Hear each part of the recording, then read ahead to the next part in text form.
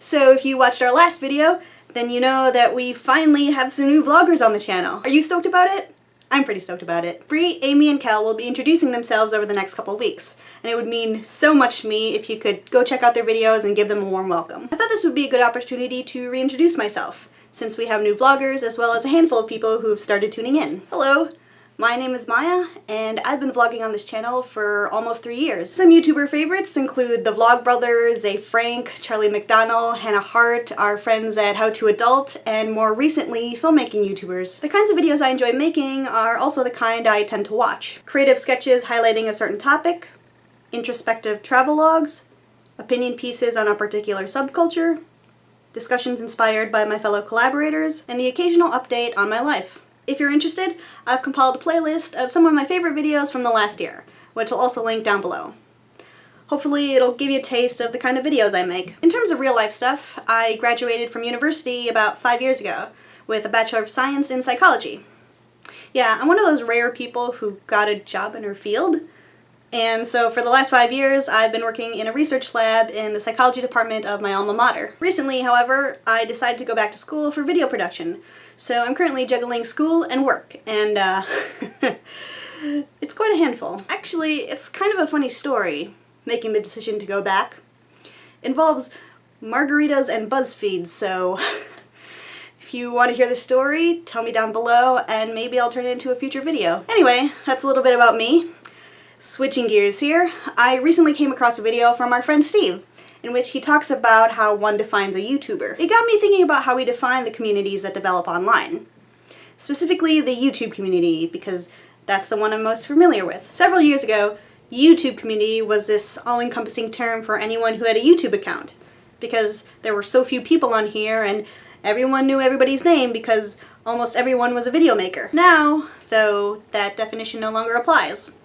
With over 1 billion users on this site, YouTube has gotten too big for everyone to know everyone else's name, and most of them aren't even regular content creators. But does the YouTube community have to be limited to those who create content?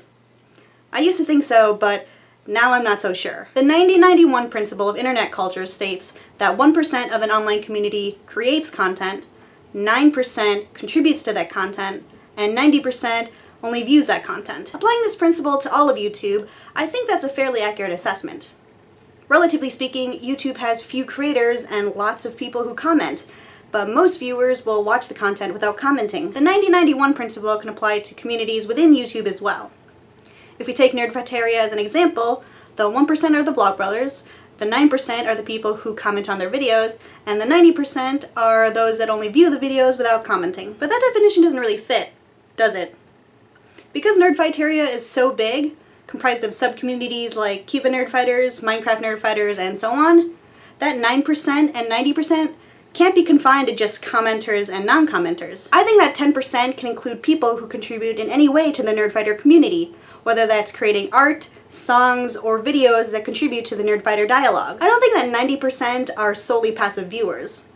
They may choose to follow and contribute to the discussion on other platforms like Twitter, Facebook, Reddit, and Tumblr. Or they may choose to fuse their online life with their real life by going to shows, attending conventions and gatherings, or just talking with their friends about stuff that's emerged out of Nerdfighter. I recently met a guy who was wearing Wheezy Waiter's Eagle Punch shirt, and so of course we talked about beard lovers and YouTube. This guy doesn't create content for YouTube, but he would watch every new Wheezy Waiter video with his brother, who lives in a different state. For him, it was a way to bond with his brother, as they would discuss each video, buy merch, and follow the progress of Wheezy Waiter's band. And really, isn't that what online communities are about?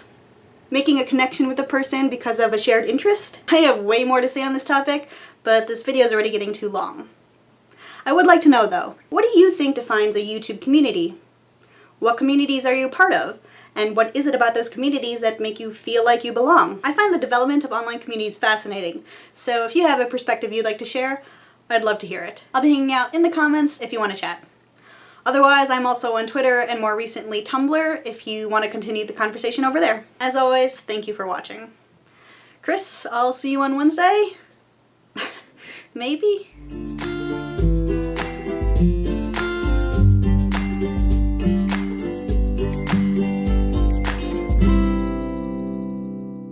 I always forget to talk about this, but we do have a Facebook page. I don't know if you knew that.